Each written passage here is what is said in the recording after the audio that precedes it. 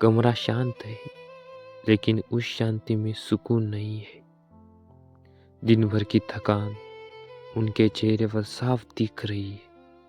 वो कुर्सी पर बैठा है, सिर झुकाए, और वो बिस्तर के किनारे आंखें दीवार पर टिकाए। दोनों एक ही कमरे में हैं, लेकिन दोनों के बीच कई महीनों की दूरी है। आज फिर लड़ाई हुई थी। किस बात पर अब याद भी नहीं। बस इतना पता है कि काफी वक्त से कुछ ठीक नहीं चल रहा। वो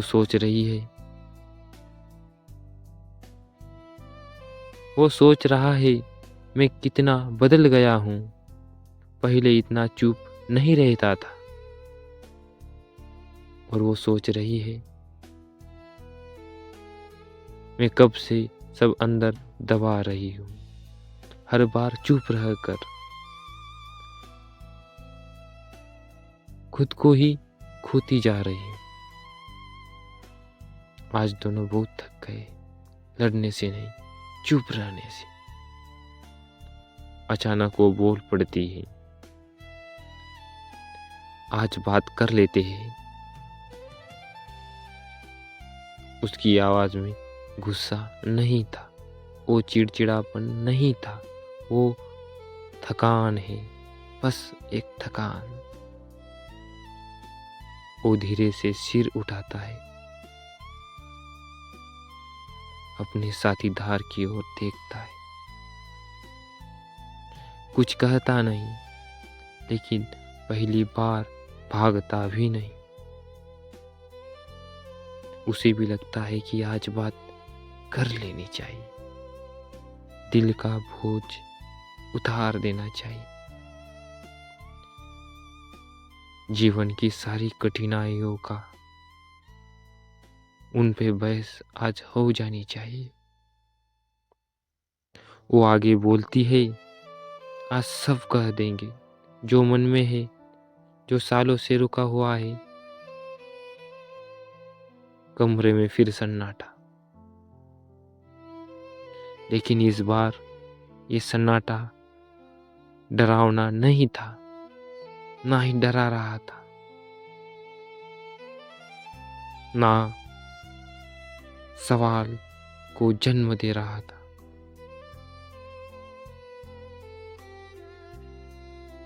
वो बोलना शुरू करती है, मुझे शिकायत नहीं है कि तुम बदल गए हो। मुझे दर्द इस बात का है कि तुमने बताया ही नहीं कि तुम थक गए हो। की आंखें भर आती है, लेकिन आवाज नहीं कांपती। मैं रोज खुद को समझाती रही कि कल ठीक होगा, कि अगली बार तुम सुनोगे, पर हर बार मैं अकेली पड़ गई। वो पहली बार अपनी आंखें बंद कर लेता है और फिर धीरे से बोलता है। इस बार आवाज ऊंचा नहीं था, पर हर दिन मुझे लगता था कि मैं हार रहा हूँ, काम से, जिम्मेदारियों से और खुद से। और जब तुम बोलती थी, मुझे लगता था मैं और फेल हो रहा हूँ।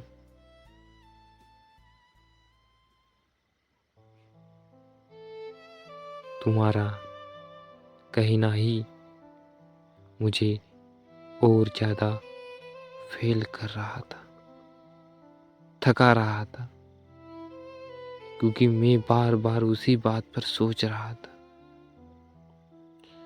तुम सही थी, मैं गलत था। इस बात का मुझे अब पता चल रहा है। दोनों की आवाजों में अब धीमी है, कोई आरोप नहीं, कोई जीतने की कोशिश नहीं, बस सच। वो कहती है, मैं तुम्हें बदलना नहीं चाहती थी, बस तुम्हारे साथ चलना चाहती थी। तुम परेशान हो तो मैं तुम्हारा साथ देना चाहती। मैं तुम पे बोझ नहीं, मैं तुम्हारे साथ जिम्मेदारियां बांटना चाहती थी। वो जवाब देता है, और मैं बस इतना चाहता था कि कोई मुझसे ये न पूछे कि सब ठीक क्यों नहीं है। लंबा सन्नाटा।